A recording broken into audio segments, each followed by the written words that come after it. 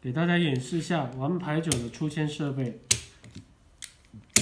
任意洗牌，洗完牌之后呢，就可以知道哪一家、哪一份最大，通过丢骰子控制最大的那一份给自己。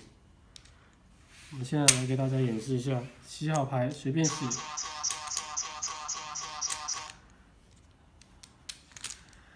洗好牌之后，我们来看一下，推牌出去。2、4、1、3， 4最大，1最小。2、4、1、3，这个最大，这个最小。根据顺序。真正打牌的时候，就是戴一个耳机就可以知道了。我们来看一下，现在任意切牌，将牌洗乱。